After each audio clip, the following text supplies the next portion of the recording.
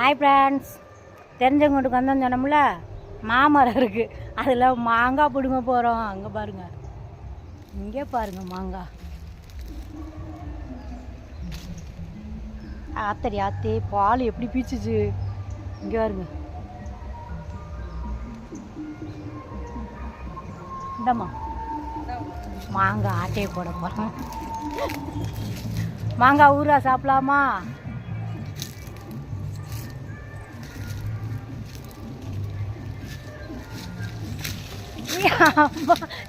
வரும் சரி. அது எப்படி எனக்கு எட்டாமல் இருக்கும். இந்த ஒரு மாங்காய் யாருக்கு மாங்காய்லாம் பிடிக்குன்னு கமெண்ட் பாக்ஸில் வந்து கமெண்ட் பண்ணுங்க. அது இதாக இருக்குது, பூச்சியாக இருக்குது. இந்த இருக்குது, 2 இருக்குது அப்படின்னு தரேன். நான் வந்து இன்னும் நிறையா மாங்காய் பறிக்க போகிறேன். அதை வந்து நீங்கள் பாருங்கள். மாங்காய் அங்கே பாருங்கள் எவ்வளோ பெருசாக. இதெல்லாம் நான் அப்போ வந்து பறித்து எடுக்க போகிறேன். பொத்து நீ எந்தெந்த நிமாங்க அங்கே வந்து காமிக்கிறேன். இங்கே பாருங்க, எம்மாடி ஒரு மாங்காய் ஒன்று முக்காங்க 1 கிலோ இருக்கும் போல. இங்கே இருங்க எந்தெந்த நிமாங்கான்னு.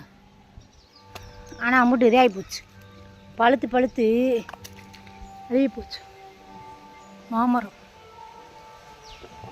நான் வந்து நல்ல மாங்காவாக பறிக்க போகிறேன்.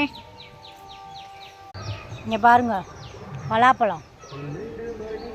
அங்கே போக பூச்சியாக இருக்கும், அதனால் பயந்துட்டு போகல. ஏன்னா அந்த விறகு கட்டையெல்லாம் கிடக்கு பார்த்தீங்களா, அதனால் கிட்டக்க போகல. நிறையா கிடக்கு பலாப்பழம். பார்த்தீங்களா எவ்வளோ பலாப்பழம் கிடக்கு, மரம் ஃபுல்லாக கிடக்கு. அதனால் இங்கேயே நின்று மாங்காய் பறிக்கிறேன். இன்னும் கொஞ்சம் மாங்காய் பறிச்சுட்டு அப்புறம் காமிக்கிறோம். வந்து கலாண்டு சாப்பிட்டா நல்லா இருந்துச்சு. ஆமாம், 2 பேரும் கலாண்டு போகிறோம். ஆளே இல்லாத தோப்புக்குள்ளே. அப்படியெல்லாம் இவ்வளோ பெரிய இடத்துல வர முடியுமா? அப்படியெல்லாம் தெரிஞ்சவங்கனால நம்ம தைரியமாக வந்து மாங்காய் பறிக்கிறோம்.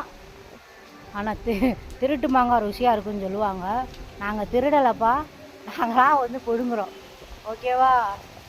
பாய். குறமாங்காய் பிடிங்கிட்டு வரோம். லைக் பண்ணுங்க, ஷேர் பண்ணுங்க. ஆமாம், இந்த அம்மாக்காக ஒரு கமெண்ட் போடுங்க, ஒரு லைக் போடுங்க ப்ளீஸ். தாச்சிக்காக. பாய்.